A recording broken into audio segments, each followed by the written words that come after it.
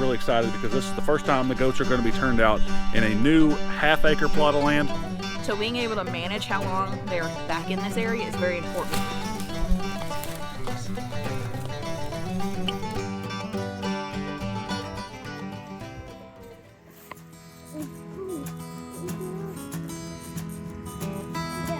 Yep, put it in there.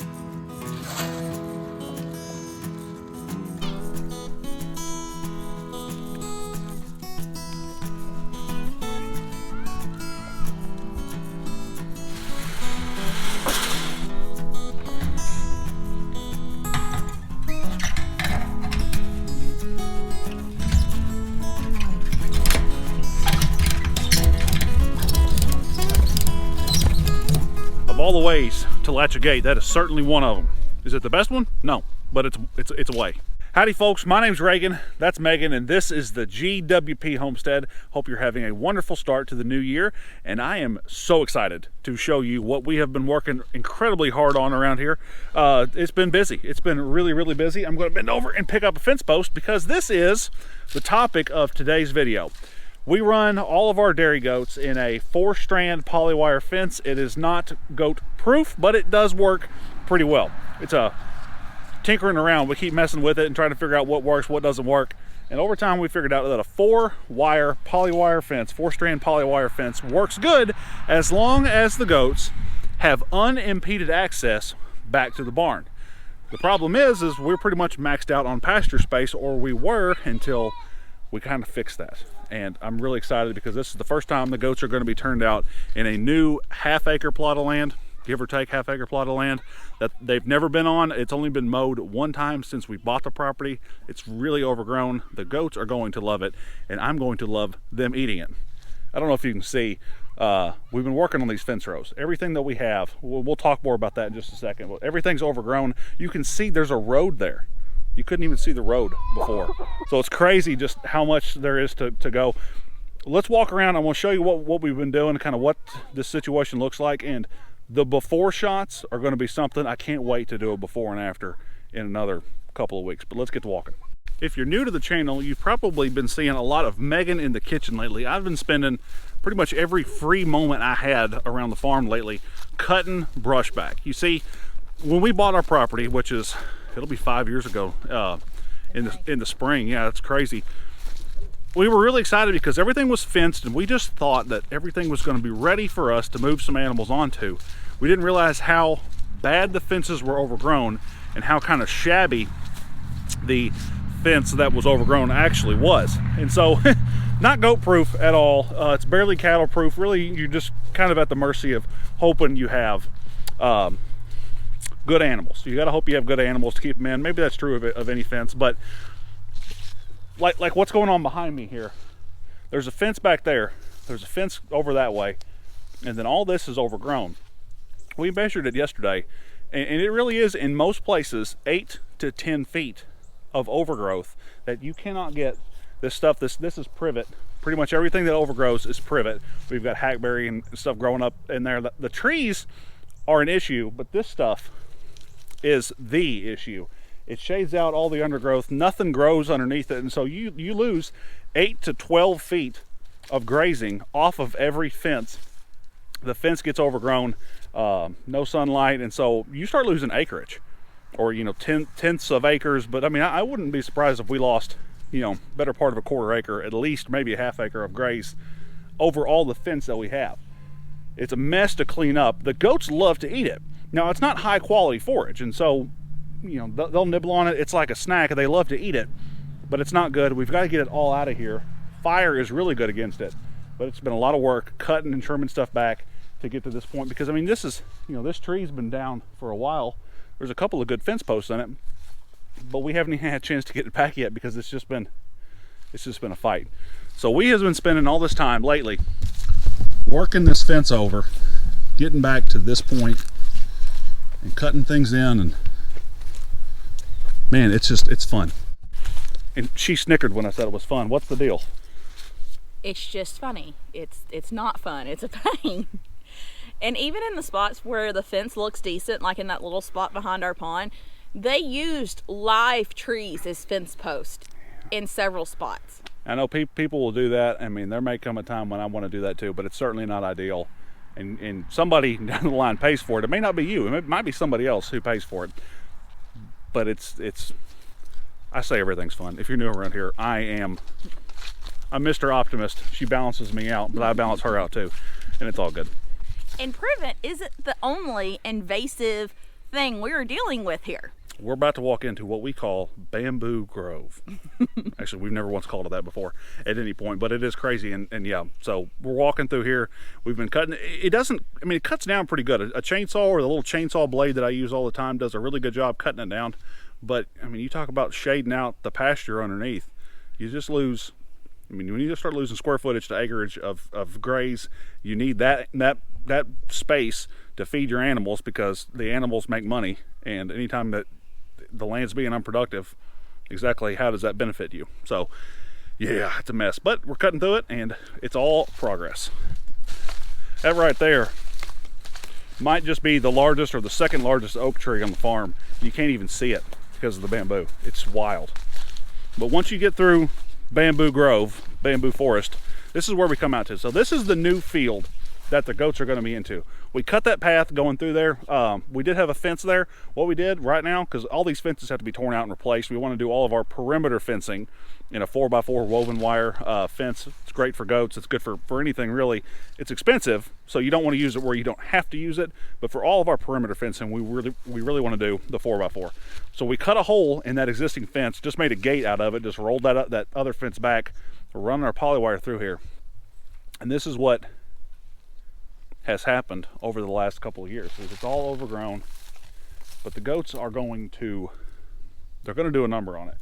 It's going to take them a little bit of time, but I can't wait to get them back here, because it's so much better for us. It's better for them if they're eating the stuff that's growing here, rather than us having to buy more hay than we have to, and feed them. The more that they can graze, the more that they can eat what's growing, the better it is on our pocketbooks, and it's better for them too to get out and stretch their legs a little bit. So the goats can only be back in this area for about another 6 to 8 weeks. And there's a very important reason why. We should start kidding about that time. Some of my goats, I know specifically their dates. Some of them I don't, thanks to a pesky little possum. So we discovered last year we really like having the goats on a dry lot in the winter up by the barn during kidding.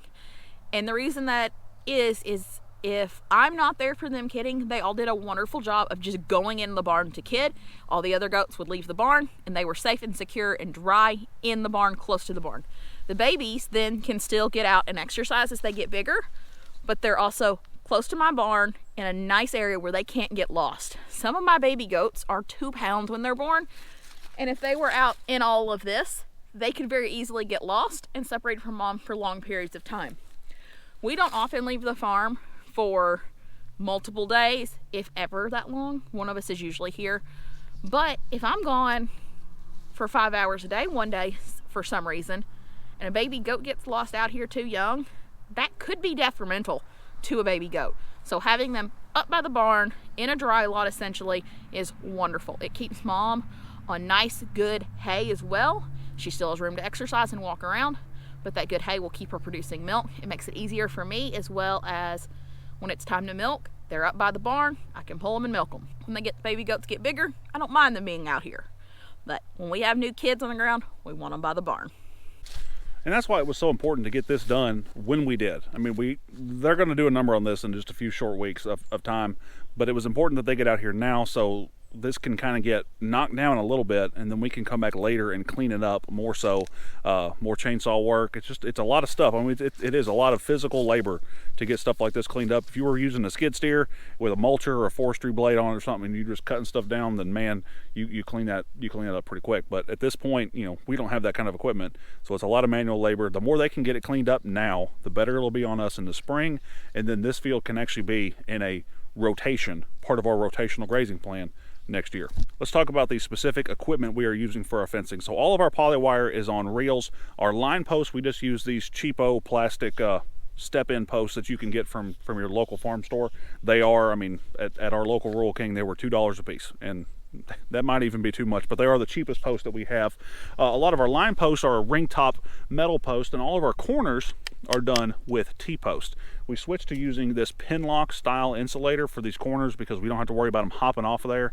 And just, I mean, it did make running this a lot easier than it has been in the past. Before, we just used that kind that you kind of feed up one way and it just goes in. That works great for a line, but it's not a good corner. So these pin-lock insulators are really good. So right behind me is also our property, and you can see just over my shoulder is a creek. This is another reason we don't want the babies back here when they're too little, especially during the cold. As Reagan mentioned earlier in the video, this is not goat proof, especially not tiny baby goat proof. They can slip through that wire. The thing with baby goats is they're not going to go too far from mom. So even if they do hop that fence or go through the fence for a little bit, they're going to come back to mom. They're going to get shocked and they may never do it again. But in case baby goats are stubborn, they could get off in that creek. It is often got a little bit of water in it. Once again, in these cold months, a baby goat being wet like that could be detrimental. So keeping them away from this fence, or keeping them away from that creek and access to it until they're bigger and it is warmer, is also a very big deal for me.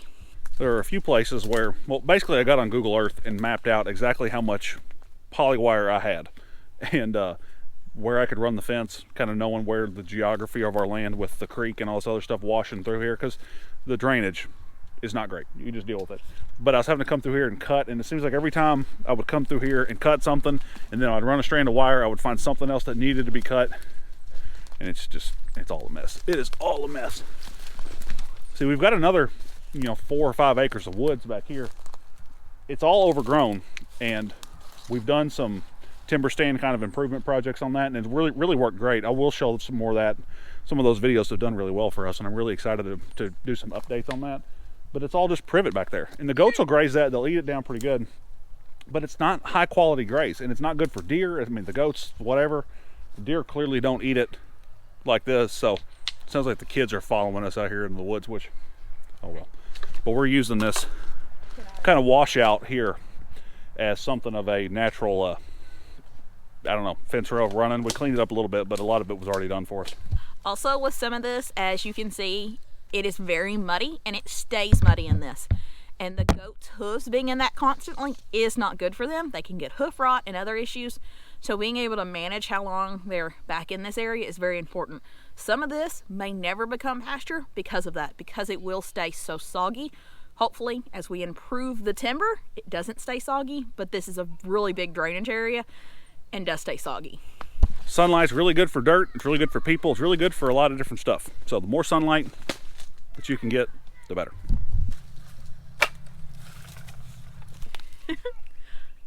I don't know if you can actually tell in the video how old that logo is for Mountain Dew, but this is the kind of stuff we deal with in this washout area. Ooh. The other day when we were walking, I found a glass bottle sun drop. It was mellow yellow, wasn't it? Yeah, mellow yellow. That was this tall in a green bottle. I may have saved it at the house. I don't know what I'm going to do with it. So we've also, and you'll see in this video, find these cedar logs already cut all over our property. We've used some of those in the past we found, and the people who owned it before us went through and tried to make posts out of these cedar logs, cedar trees. Cedar is wonderful fence post, so one of the projects we want to work on, hopefully in the coming year, is dragging out as many of these cedar logs as we can, because there's a ton of cedar back there that has already been cut, is already trying to fall, and more free fence posts off our land, the cheaper our fencing becomes, and we can focus on just buying the wire because we have fence posts. Can you get this big one? Yeah. Get it. There you go. Throw it out. Oh, keep going. Try again. Oh, it's so big. Toss, toss, toss. Oh, good job. It broke. Yeah. Good job. We try to run our post by and large, usually about every 30 feet or so. But you get down into these uneven spots, especially, washout areas, the 30 feet is definitely a best case scenario. So, situation like this, everywhere you get a bump, you got to put a post. Everywhere you got a little valley, you put a post. We get a big rain, all this stuff's going to get kind of tangled up. We'll have to clean it up later anyway. But I mean, we're just doing our best here. This is what we do all the time. Just do your best with what you got.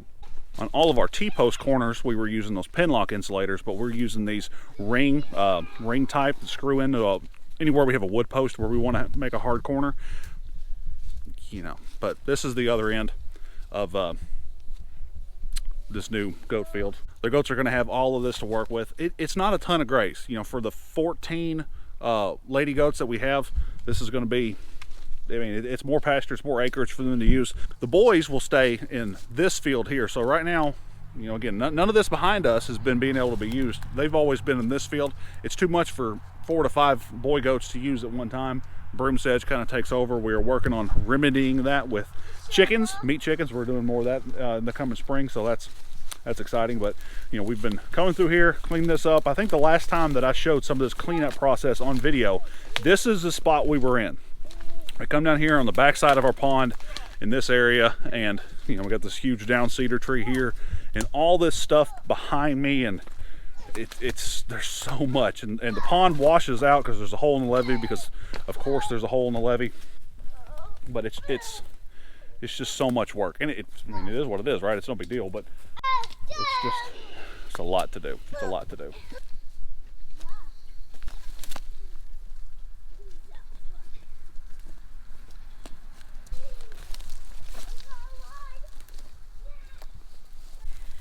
You just seen Possum. Possum has temporarily lost his stupid sticks. Hey, buddy. We think we found the hole that they were getting out of, so we dammed it, and I used dammed it because we stuffed wood in it. So we're gonna see if it works. But also the duct tape and the zip tie gave out on one of the sides, so he's getting a reprieve from his stupid sticks. Ow. Oh, did you find some cedar?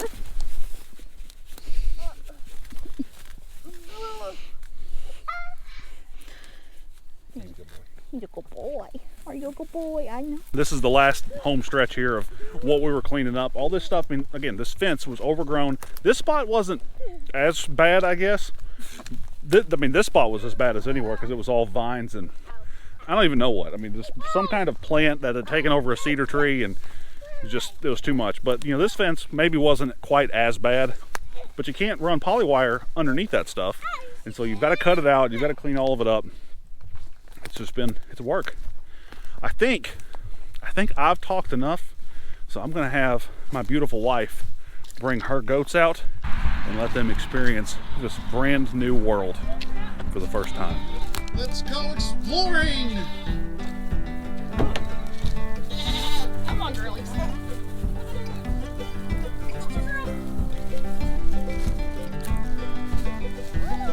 Oh, bye-bye.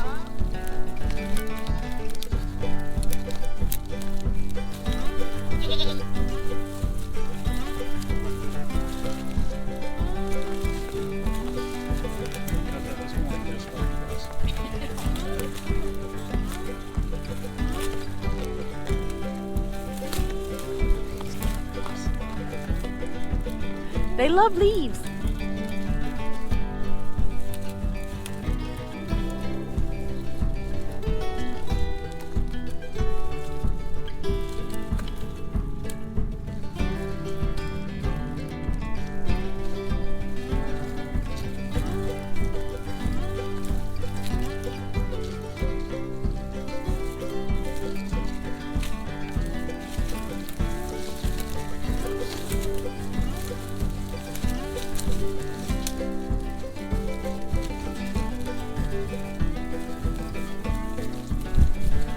And that's the thing, there's a fence back there. I mean, you know it. We cut a hole in it, you saw it. There's a fence on the other side of this, or behind this mess. It's back there. There's also a lot of briars and thorns in all this area. So having the goats eat any fraction of them, and they will, and they can, they do fine with it, makes it a lot easier to clean up, because I am a sissy and I hate thorns. Hate them. She's tough though. She's tougher than she gives herself credit for it. I don't like them. Yeah. So the more they eat, the more the leafy greens that they eat, this stuff will die back, and then we can get in here with our blade and the chainsaw, and we'll just, you know, just work. Look at Minnie. Just work. Where? How do you find Minnie Pearl? Where is Minnie? don't see her. So Laramie right here is one of our standard Nubians. We have 4 standard Nubians in our herd and then a couple minis, or will be a couple minis. But this is one reason we kind of switched to having a couple standards, is they can get so much taller and she will rear up and pull down a lot of stuff. And then the smaller goats will get what she doesn't down at the bottom. And it makes, you can see Elsa too is doing the same thing. She's pulling some, and she's not even full grown yet. She's pulling some of this down, and so the little ones will get underneath her and she'll get up higher. So it is clearing higher than what just my Nigerians can do. Love my Nigerians. I love milking both breeds, but if you're clearing brush, getting at least a handful of standards is kind of a must. Come on, girl.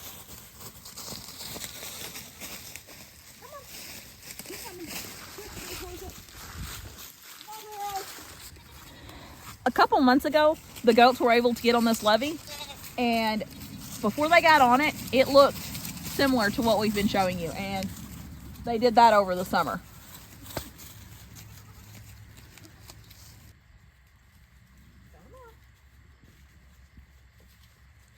I don't know if they're gonna come to. It's really cold.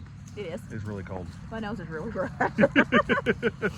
Yeah, well, we hope you're all staying warm. Everybody in the northern hemisphere staying warm this winter, because I think it's supposed to get cold. That's what the weather people are saying, at least online people. I don't know. We're not going to be able to get them on that side of the fence today. There's too much going on. This is a whole big new world. They haven't been on most of this before. 60% of it at least. You know, they have to get to this point before they can get to the new stuff. So they've been on a lot of this, but I mean, even back up here, this is a familiar spot to them. They love it, and it's going to be, you know, maybe another day or two before they get back there and really want to start exploring. This was a lot of work getting to this point, and we are excited to continue. I really can't wait to show you the after, because they're going to do so good. You've seen what it looks like now. I mean, we say it all the time. The work is hard, but it's worth it. It's worthwhile. Just because it's hard doesn't mean that it's not worth doing. And so, yeah, it's fun. If you can't have fun being out here and spending time working away, toiling, and it's good stuff. Be sure to subscribe if you're interested in any of that, but also we're on Baby Goat Countdown, Baby goat. which also means we got to spend some time working on the barn, because I have big plans and I need your help. I think I've been, you know, brought in to the kidding stall revamp. We made it once. And a milk room and revamp. a milk room revamp. So, And yeah, a lot of work to do and not a lot of time to get done. this will be my 3rd season milking. At this point, I kind of know what I want and how I want to change it, and that may change again, but I at least know what I want to do for this season. So if you're interested in that, or interested in possibly getting your own goats and what you may want to use, subscribe, come along with us, because we are getting there. Thanks so much for being here. My name's Reagan, I'm Megan. and this is the GWP Homestead. We'll see y'all soon.